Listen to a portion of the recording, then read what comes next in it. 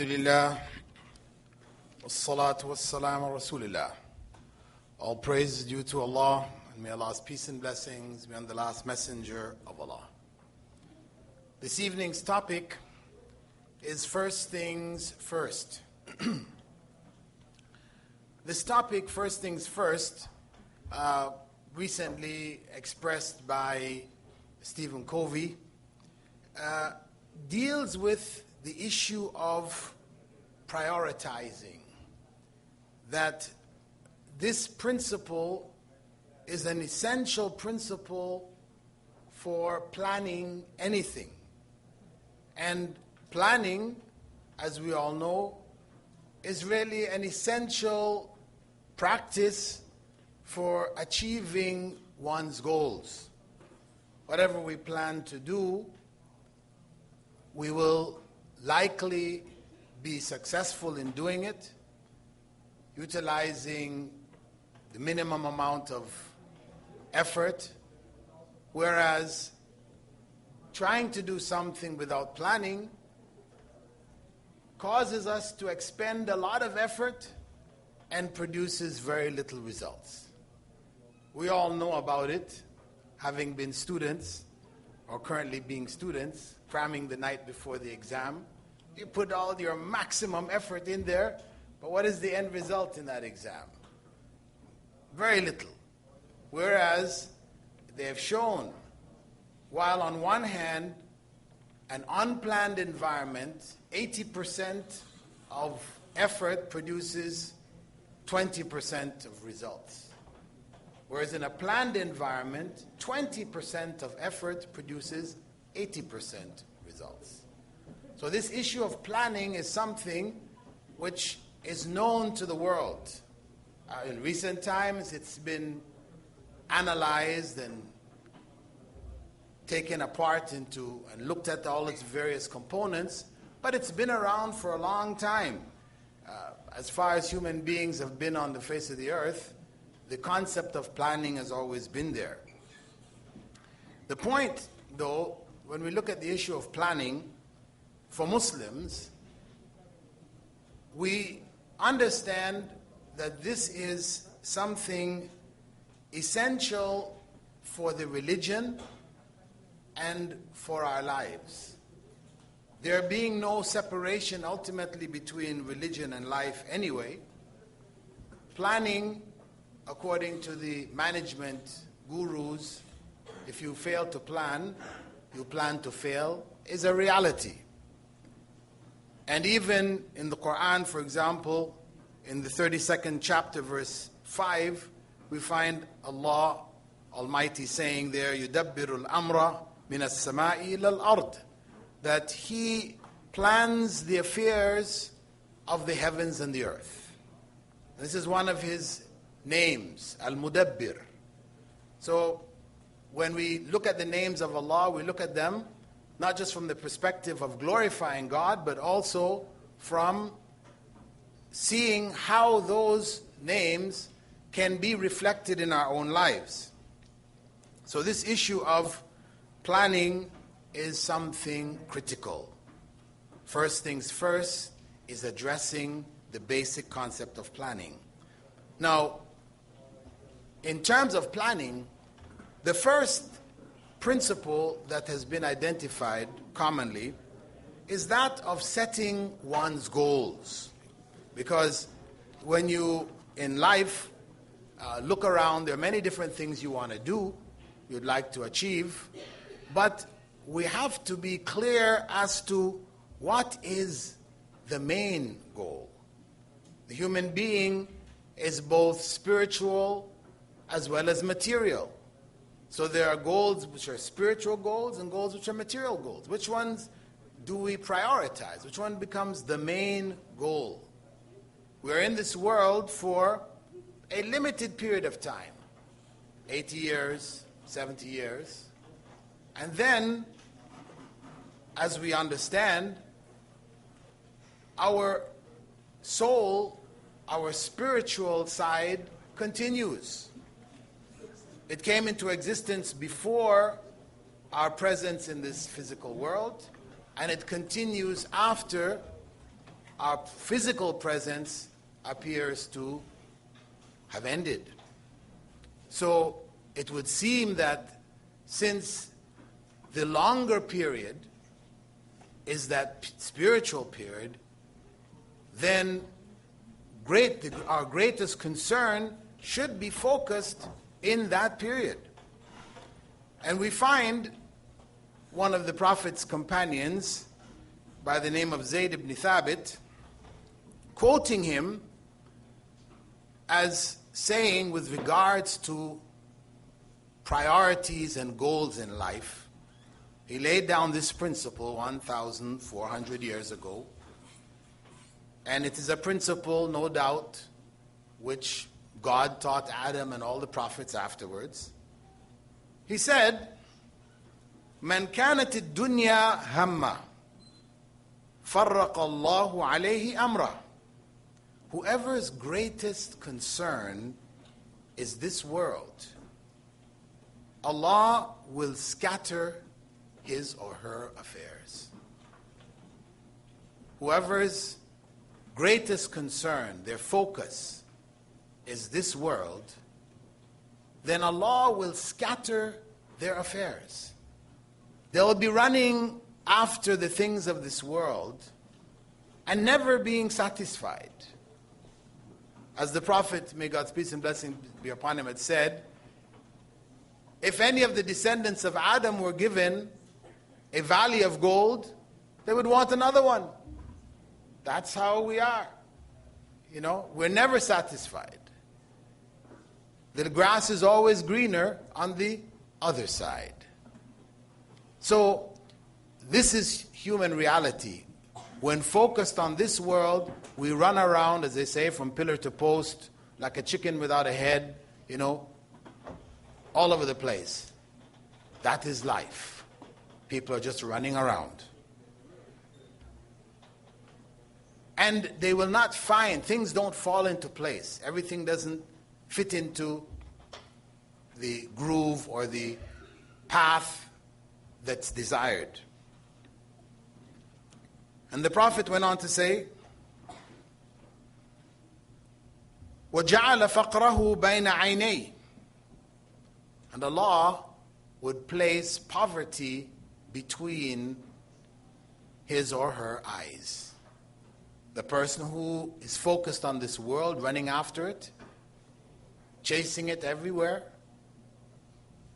will never be satisfied, as we said.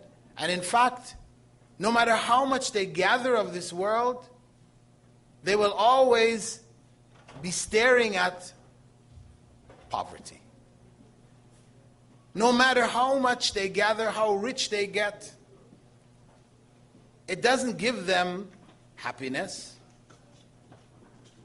It doesn't give them peace of mind, of soul, of spirit. In fact, when we look into the lives of the rich and the super rich, we see all kinds of madness going on there. In fact, when we consider those people with the most, what it tends to bring out in them is distrust of everybody else. Normally, when you see somebody and you smile, it's just in recognition, you smile at them. And the Prophet said, may God's peace and blessing be upon him, smiling is charity. So we're encouraged to smile. Smile at others when you meet people. Don't meet them with a sour face. Meet them with a smile. You know, it causes others to smile. It's like something contagious, and it's a good thing. Brings out a good feeling. And when somebody smiles at you, normally you feel good, so you smile back. But for the person who's focused on this world, when somebody smiles at him or her, they think, what do they want? They want some of my money. You know, that's how they're going to judge everything. They're going to see everybody as just trying to find one way. They're just trying to ingratiate themselves to you so they can get a hold of your money. So you can't trust anybody. So this is the state that you enter into, and you see those people, you know, they're very famous, super rich individuals, multi-billionaires, and you see how they ended up living as recluses, hidden away, not wanting to see anybody, not wanting to know anybody. Yeah. Why? This is the consequence when this world becomes one's focus. And in fact, a few years ago, 2009 in March, a 74-year-old German industrialist who was considered to be the 47th richest person on the earth. He had $14 billion. You know, in 2009, the banks crashed in the U.S. And that financial crisis spread out of the U.S. and hit the rest of the world. When it hit Germany, this man, this industrialist, lost $9 billion in 1 week. He lost $9 billion in 1 week. What did he do? He went home, sat at his desk, pulled out his drawer, pulled out his silver-plated revolver, and blew his brains out. This is a man, 74 years old. He's lived a whole life, as an industrialist, running, setting up companies, etc., etc. All the years of experience didn't teach him how to handle this crisis. From being the 47th richest person on the face of the earth, according to Fortune 500, his treasure or his wealth of $14 billion was reduced to $5 billion. He lost 9. All he could see was the loss of 9. He couldn't see the 5 that was left. You know how much you would have to spend every day of your life if you live for 80 years? How much you would have to spend every day in order to consume $5 billion? You'd have to spend $20,000 every single day of your life.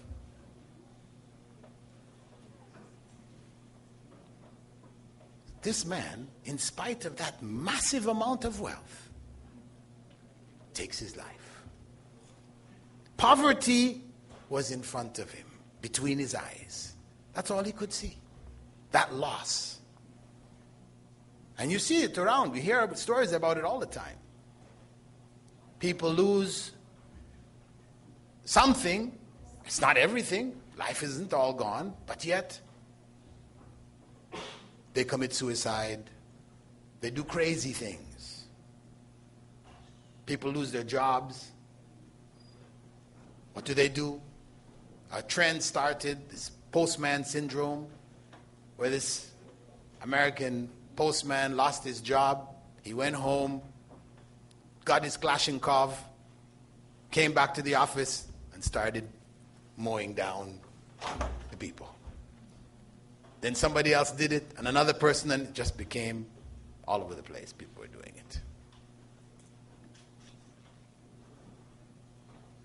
So they had to get psychiatrists into workplaces to teach people how to deal with stress and how to deal with, losses. Because the focus is on this world. And this world cannot be trusted. It can be with you today, and it can be gone tomorrow. That is the nature of this world. And that is why the Prophet, may God's peace and blessing be upon him, had said this: whoever makes this world his or her goal, their affairs will be scattered. They will be running all over the place. They will see poverty between their eyes, and in the end, what happens in the end? وَلَمْ يَأْتِهِ مِنَ الدُّنْيَا إِلَّا مَا كَتَبَ اللَّهُ لَهُ. And he or she will only get from this world what God had already written for them. They're not going to get any more. Meaning, the affairs is in the hands of God anyway. All the running around and efforts and so on, so it's with God whether you get or you don't get in the end. On the other hand, من كانت الآخرة نيته جمع الله له أمره.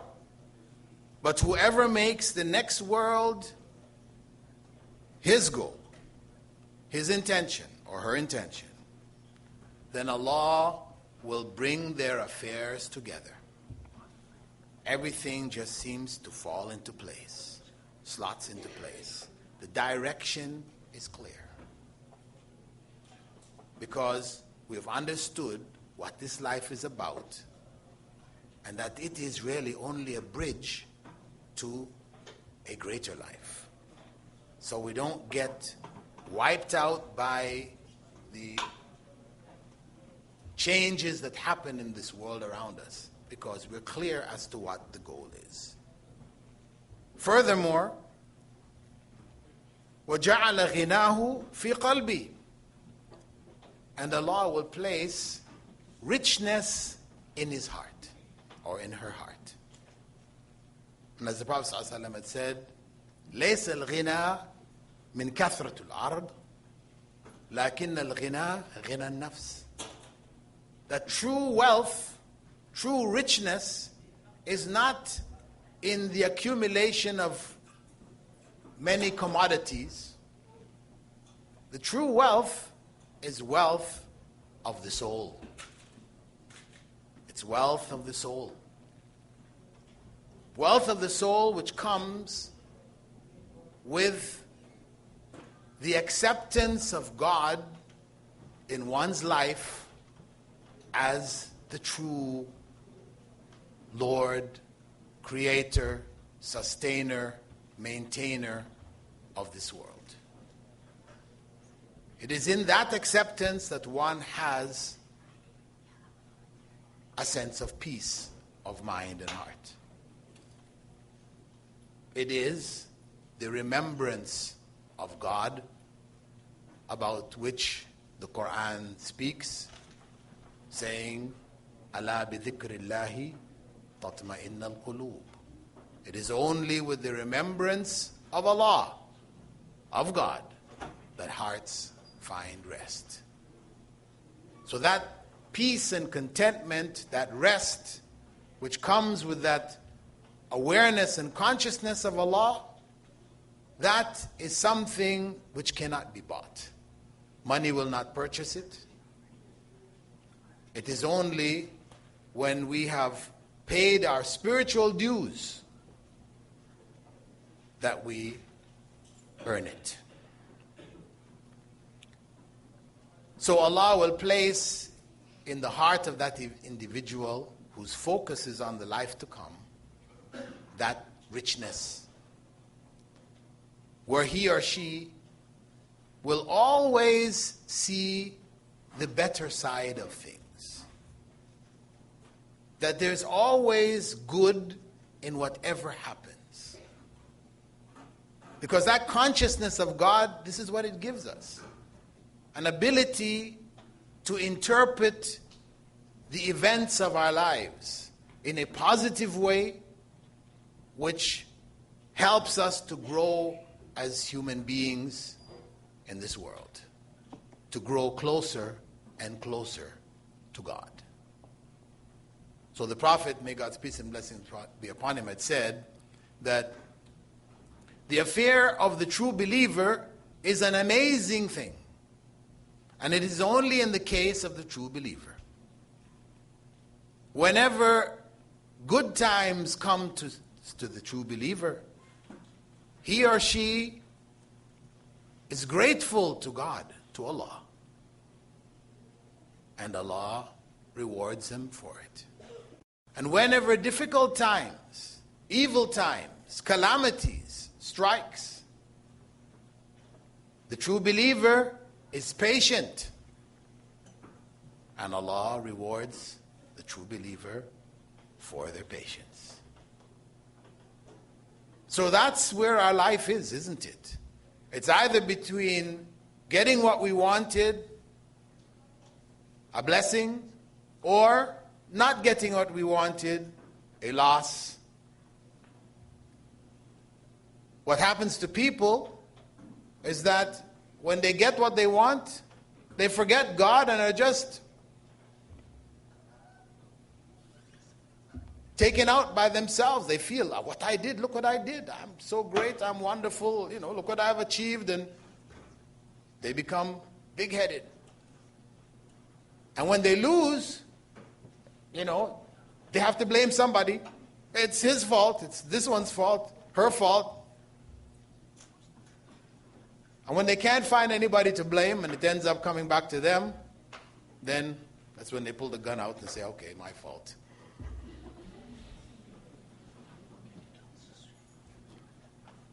So they cannot handle the changes of life. That consciousness of God gives them that even keel. It's not to say that we don't, have some difficulty in both circumstances. True believer, sure. As human beings, they will have difficulties. But it won't knock them out of the pocket. Just they go crazy one way or go crazy the other way. No. Not to those extremes. You'll be shaking a bit, but okay, get your footing again. Shaking a bit, but get your footing again. That's what comes with the consciousness of God. Where one's goal is clear, that it is the life to come, then the consciousness gives them that even and balanced approach to life in this world. And the Prophet ﷺ went on to say, وَأَتَتْهُ الدُّنْيَا وَهِيَ رَاغِمَةٌ. And the world will come to him or her submissively. There will be ample opportunity to benefit from the things of this world. It will be there, just open for him or her. But of course, they will only take from it what is necessary. Not go crazy, since it's available, I'm going to try and grab everything that I can. No. They will take from it what is in fact really necessary. So, in prioritizing what comes first, whether it is the world that we live in and the things of this world, or it is the world to come, the akhirah, one or the other, it is clear from this instruction, this guidance of the Prophet, may God's peace and blessing be upon him, that what comes first should be the akhirah, the world to come. The second point, in terms of our planning, requires us to determine what are the prerequisites to succeed in this goal, the goal of the life to come. The basic prerequisites was given by God to Adam, the very first human being created, himself and his wife, Eve. They were given Islam. Islam is the basic prerequisite to be successful in this life as well as the life to come. And that is why all of the prophets of God, the true prophets of God, they had only one religion. As there is only one God, one world, and He has created one set of human beings, this thing we call races and tribes and nations, etc., these are non-critical distinctions, characteristics which are not primary, they're very secondary things. We are one race, the human race. There is no Negroid, Caucasoid, Mongoloid, and that is all nonsense. The stuff people made up. We are one race. The human race. That's the reality. And as such, God gave human beings one religion. No need to give a bunch of different religions which contradict themselves, this one saying this and that one saying that and the other. No, this is not from God. This is from human beings. They changed the teachings of the prophets. They're the ones who modified the messages to suit their own desires or intentions, etc. So there was only one message: Islam. All prophets of God were Muslims. So, knowing that Islam is the prerequisite, then we have to look at the various requirements of Islam. Islam has 5 pillars in terms of practices, and it has 6 pillars in terms of faith, pillars of faith. We have to determine, looking at the practices, which one should be first, which one is primary. And of course, the most primary one is Salah. It is the 5 times daily prayer. That is most primary. That is most critical. That is the link between the human being, and God.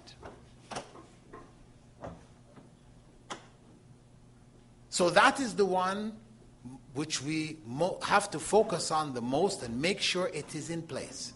Because everything else after that depends on it. Everything after that depends on it. If it's intact, if it's in place, if it's correct, then everything else will be fine. If it's not, if it's messed up, part-time, half-time, Friday Muslims, Ramadan Muslims, then all the other stuff doesn't work. Everything else is all shaky, it doesn't fit. So it has to start from there. And we have to know that this organization of the day, dividing up the day into 5 parts, organizing the day around our spiritual need to be in contact with God. It's not for God's need. God doesn't have the need of our prayers. This is our need. We do need to organize our day around the worship of God, that everything else fits in the slots that are left from those times of worship. So we're always going back to worship of God. That is the primary state. So knowing that, then that's what we have to work on. I know some people will say, well, non-Muslims say, well, we pray to God when our heart feels God. So we turn and we pray to Him, and we really into that prayer because, we're thinking about God. That thing is there, so the link is there. But you Muslims, you pray like robots. 5 times in a day. You get up in the morning, pray. Midday, pray. Afternoon, pray. Sunset, pray. Before you go to bed, pray. Where's the heart? Well, we say, yeah, it sounds reasonable. That it's good to pray to God when everyone feels that good feeling. It's good to do that too. But if that's the only time we pray to God, and we don't get that feeling today, then we don't pray today. If we don't get that feeling this week, then we don't pray this week. Then this month. Then a year. And years will go by, we don't pray until what happens? Calamity strikes. That's when everybody runs back. Oh God, oh God, oh God.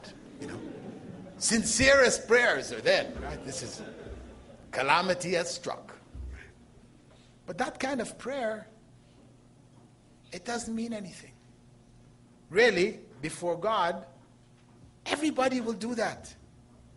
Imagine the atheist who was standing on the top floor of the Twin Towers when the planes hit and the building is going. What do you think they were saying? Oh God, oh God, oh God, screaming, even louder than the Christians that were there, right? Oh God, oh God, oh God, because nothing else. What is? You see, the whole building is going down. That's it. There's no way out. So, if even the atheist will do it at that time, then it means that type of prayer then doesn't have real value. Doesn't have real value. The real value is to establish that worship. That's why the Quran says, "Aqim as-salah." Establish the prayer, lidhikri, in order to remember me. That is it. That is the goal. To keep that remembrance, that consciousness of God throughout one's day. So here, and we can go through the rest of the pillars of Islam. Of course, time doesn't really permit us to do that. But we need to attack or to approach the principles of Islam with this kind of approach. Prioritizing, putting what is primary and what is secondary in their proper place. Because if we do what is secondary when we should be doing what is primary, we're wasting time. We're wasting time. Some people, for example, even on a technical point, if you have something which is obligatory and something which is recommended, then you do the obligatory thing. That comes first. That is priority. So, for example, in the early morning prayer, Fajr, when you come into the mosque and the Iqamah has been given for the Fard, the obligatory prayer, then for you to go and do Sunnah prayers is not correct. It's not correct. Some people do it, feeling that it's very important, but it's not as important as the Fard. And that's why the Prophet ﷺ had said, whenever the Iqamah is given for the obligatory prayer, no other prayer is acceptable but that obligatory prayer. That's prioritizing. The obligatory is given priority over the recommended. So we have to approach the religion and all aspects of the religion in the same way. In terms of parents, for example, priority in terms of their children is to raise them highly educated, intelligent, super sophisticated individuals? Or is the real goal to raise them righteous Muslims? This is the point. For a lot of parents, this is confused. They're not clear as to really what the goal is. So they will sacrifice this principle of raising righteous children for the dunya, for being a top doctor, lawyer, engineer, etc. Sacrificing the spiritual life of that child for the material world. Of course, if we're able to bring two things together, then it's a good thing. But if we ever have to make a choice between the two, and I hear it when people talk about Islamic schools and public schools. Well, the Islamic school, the standard of education is this, that, and the other. But the public school or the non-Muslim private school, this is top of the line. They got the top of the line teachers, etc., etc. And I'm concerned about my child's future. What future? Future in this world. So I'm going to take my child out of the Islamic school, or I won't even put them in the Islamic school, and put them in this other school. This is actually spiritual suicide that we're doing to our children. Where are our priorities? They're upside down. If the kid goes to Islamic school, they graduate, and their academics happen to be weak, we can always get tutors to help them fix it. But if they go through the government schools or other private schools, Catholic school or whatever, and their Islam becomes weak, messed up, you bring Maulana, Sheikh to come and try and fix it, you can't fix it now. This kid is a graduate from high school. They have their own way of thinking, their own mind now. You try to tell them, Allah, Prophet, the Quran, please. I heard it. I hear you.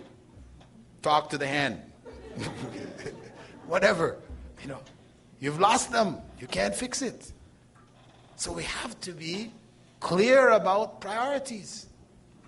Similarly, when we come to marriage, this is another big issue in the community, marriage. We all know the well-known hadith of the Prophet, in which he said, may God's peace and blessing be upon him, a woman and a man is married for 4 reasons. Right? Beauty, wealth, family status, and piety. He said what? Choose the pious one and you'll be successful. That is the criterion. Piety. That comes before all. And that's why the Prophet ﷺ also had said that if a young man comes to you as a father, seeking the hand of your daughter, and you're satisfied with his religiosity, that he's a religious guy, he's a pious guy, and his character, because of course he might appear to be a pious guy, but he's got bad character. Okay, that means just appearances. It's not the person. Right? He needs these two, because good character is a product of real piety. Bad character is a product of a lack of piety. So these are signs. But if that person comes to you and seeks the hand of your daughter, and she agrees, then if you don't marry them, there will be corruption in the land. There will be corruption throughout the land. So this is the criterion. But if we said that the goal is to raise righteous children, are you going to raise those righteous children with an unrighteous wife? See, obviously these two come together. The priority for parents is to raise righteous children. They themselves have to be pious. They have themselves to be righteous. You have to be what you want your children to become. If you're not what you want your children to become, they're going to be like you. That's how children are, for the most part. So, this is an issue, again, of prioritizing. Also, if we look at the school situation, when we go into schools, many of us here are studying in universities, etc., we have to put this university education in the proper context. From the Western perspective, we as Muslim students are not the same as non-Muslim students. The Muslim student is a Muslim who happens to be a student, and not a student who happens to be a Muslim. These are two different individuals altogether. They're using the same two words, Muslim student. But in one case, it's a Muslim who happens to be a student. He could have been something else. He could have been a teacher. Could have been a cab driver. Could have been anything else. He's a Muslim first. Whereas the student who happens to be a Muslim, he is indistinguishable from Christians, Buddhists, Hindus, atheists. He's just a student. His Islam is of no consequence. It has no impact on his or her life. So he will do the things that students normally do. What do? Cheat. Students are known for cheating. Universities have to set up all these different means to stop these guys from cheating. Because what? As a student, your goal is to get top marks by any means necessary. That's the nature. Right? If you can get away with it, then you did it. So you will cheat. You will take other people's, plagiarize. Anything. Whereas the Muslim student, he or she will not do that. They will approach their education from a different perspective. It is to do as good as you can, because it is true, the Prophet, may God's peace and blessing be upon him, had said, إِنَّ اللَّهَ يُحِبُّ مِنْ أَحَدِكُمْ إِذَا عَمِلَ عَمَلًا أَنْ يُتْقِنَهُ. That God loves from each and every one of you. If you do anything, you do it to the best of your ability. You do it to the best of your ability. So Muslims should really be outstanding students. It's not enough to say, well, I'm a good Muslim, I pray 5 times a day, but the study thing is just too much for me. I really can't handle it. The teacher is a disbeliever, and No, this is not an excuse. And these students, they'll come to me the day before the exam, they'll call me up, Sheikh, is there a dua, a dua that should get us through the exam?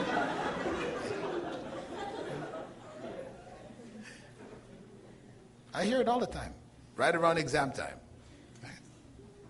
No, there's no special dua, no special prayer that's going to get you through this exam. If you didn't prepare yourself, then be ready for the consequence. So, we as students, a Muslim student, entering to university, we are not entering for, as the West likes to say, the university experience. After having gone through junior high, high school, now you get the university experience. No, we're not going there for the experience. We're going there for a particular purpose. We should be clear on what we're going there to study. And what we're going to study should be something beneficial to the community. Because the Prophet ﷺ had said, خَيْرُ النَّاسِ أَنْفَعُهُمْ لِلنَّاسِ. The best of people are those most beneficial to people. So we are seeking beneficial, useful knowledge. We should be clear.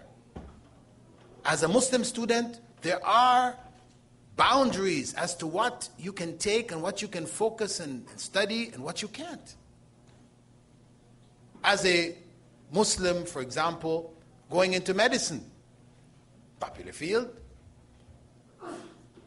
it is not appropriate for a male Muslim to study as his specialization, gynecology.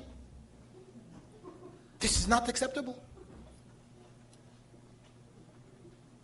So any of you brothers that are in gynecology, you better get out of there now. Know it. Islamically, this is not acceptable. No matter what field of medicine you study, you will learn something of that. To have that knowledge where emergencies arise, you can help to deal with situations, fine. But to make that your focus, what is that saying? What is that saying? It's not acceptable. Yes, for a Muslim female, yes, focus on gynecology. That's the area that you should focus on, yes. But she doesn't go and focus on, male urinary, dysfunctions. No, that's not a field. That's not a field for her to study, to focus on. I mean, of course, in the course of medicine, you study everything, a little bit of everything.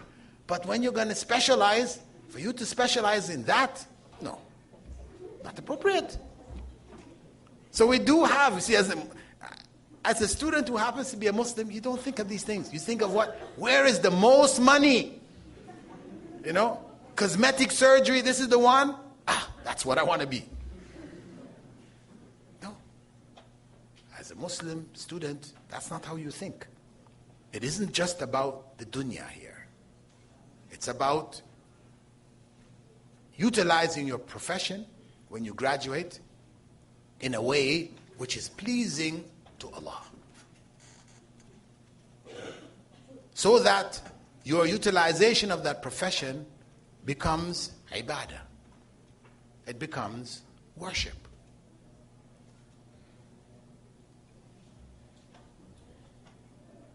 Furthermore, we have to keep in mind the last of the principles for planning, and that is the time frame in which we have to do all of this. The issue of time and time management. We have a period of time that's given to us.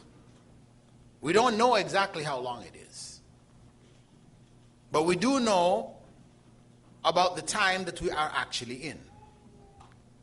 So we have to deal with that time as if that's all the time we actually have. Meaning, we have to maximize our benefit from every portion of time that we have. We cannot afford to go on holidays. Actually, this whole idea of holidays is not from the Islamic world. In Islam, for the last 1,400 years, Muslims did not have holidays. I know it might seem strange now because we've grown up with this idea of weekend, holiday, Friday or Saturday, Sunday, end of school, 2 months break, holiday. But no, in Islam, really, there is no holiday. There's no such thing. Because life is worship. From the Muslim perspective, Islamic perspective, life is worship. As Allah said, قُلْ إِنَّ صَلَاتِي وَنُسُكِي وَمَحْيَايَ وَمَمَاتِي لِلَّهِ رَبِّ الْعَالَمِينَ. Say, indeed, my prayers, my sacrifices, my living and my dying are for Allah, the Lord of all the worlds. So as a Muslim, everything I do becomes ibadah.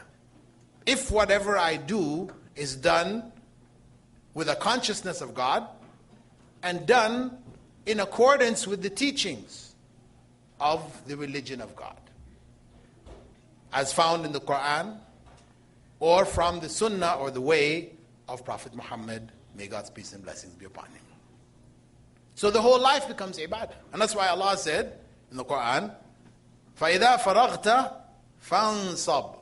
If you finish worshipping, then you shift to another form of worshipping. You go from one form of worshipping to another form of worshipping.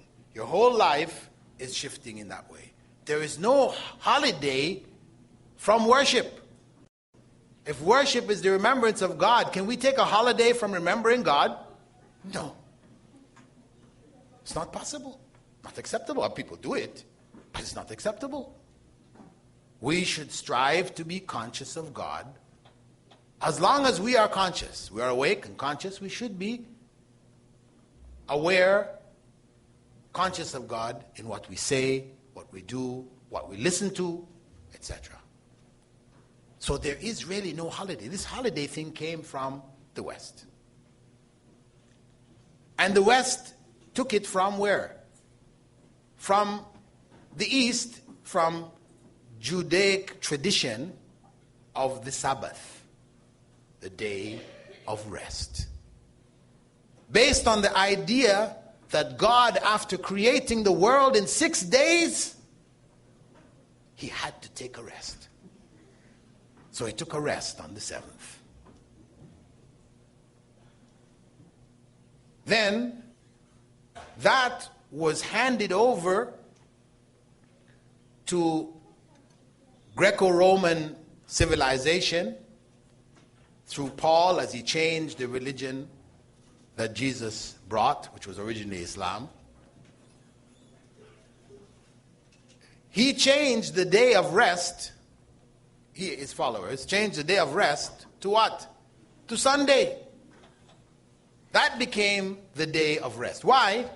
Because the Romans, who were the rulers of the time, the Romans' most popular object of worship, their most popular idol, was Apollo.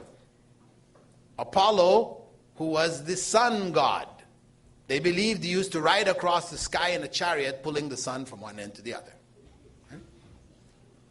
He was the sun god. He was also the son of the main god. So he was the son of the main god. Main god had a wife. He had brothers. He had, the whole family of gods, right? But anyway, the point is he was the main god and this was his son. So they were trying to promote this idea of Jesus being the Son of God. Of course, they had another twist on it because he was the Son of God who was himself, right?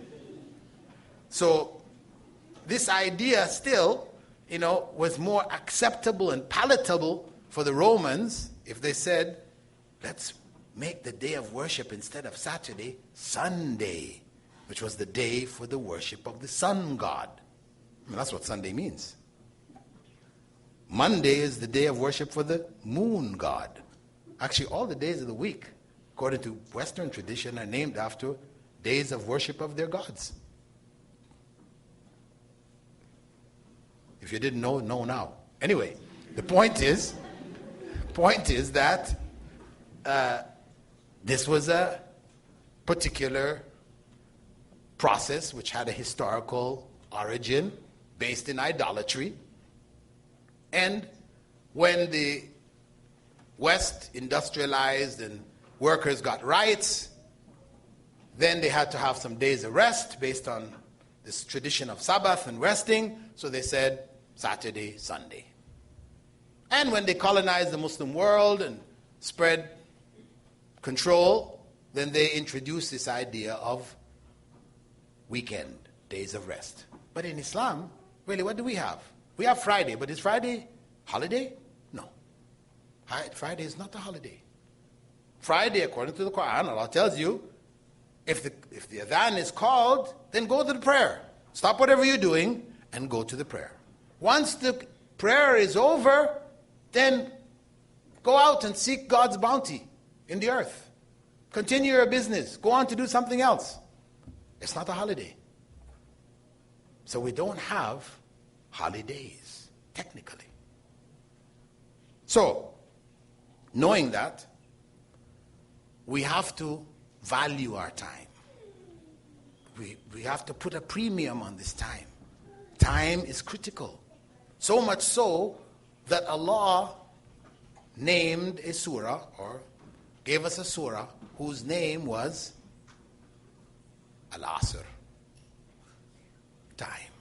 Wal-Asr. Innal insana lafi khusr. This small chapter at the end of the Quran, by time, all of humanity is in a state of loss. Except those who believe and do righteous deeds. And advise each other to be truthful, to accept the truth, to live by the truth. وَتَوَاصَوْا بِالصَّبْرِ, and to be patient. Patient with the trials of this life, whether of good or of evil. And as Imam Shafi'i had said, if Allah had only revealed that surah alone, that chapter alone, it should have been enough for humankind to be guided. So this is the issue of time. How do we utilize our time? Do we waste it? If we talk about time to kill, right? We have time to kill. You got some time to kill? Kill what? This whole concept, we have this whole thing about how we deal with time. You spend time, buy time. This time is to be utilized in a way which is pleasing to God. Every moment every second we are responsible for. As the Prophet ﷺ had said, on the day of judgment when we're resurrected, that no one will move from the place until they answer, what did they do in the time of their lives? That time which God gave, how did we utilize that time? We'll have to answer for it. Every moment, every second of our lives, we will have to answer for. There was no holiday. It was a trick. Satanic trick. So, if we go back to our beginning thought, that of first things first, we said that this is addressing fundamentally planning. That we have to plan our lives. Everything that we have to do in this life should be in accordance with a plan. Alhamdulillah, Islam provides the plan. It's not that we have to go and crack our heads and worry and think and philosophize, and no, it's there. What we need to do, the guidelines are there so we can plan the whole of our lives. It gives us that clarity. That is Islam. So this is what is required of us, that we put Islam first in our lives, make it first. And of course, there's a big struggle happening out there in the world today. Because those of us who have ended up in the West, there is this issue right now in front of us about assimilation and integration. The West wants Muslims to be, for example, Germans first. You're a German. You talk German. You dress like a German. You walk like a German. You think like a German, but you can still be a Muslim in your back pocket. That's what they want.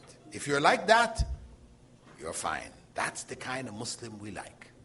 But now, if you're the kind of Muslim which says, no, Muslim is different. German thing is just a happens thing. We just happen to be here. But no, we are Muslims first. Islam comes first. Islam is our priority. Then, hey, this is a terrorist. This is a terrorist. That's terroristic thinking. Fundamentalist. Salafist. Wahhabist. All kinds of names. All of this.